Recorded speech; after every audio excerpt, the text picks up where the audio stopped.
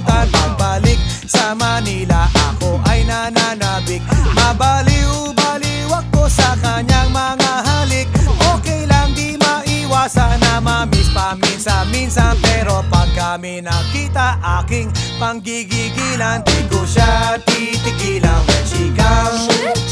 Di ko siya titigilan when she comes.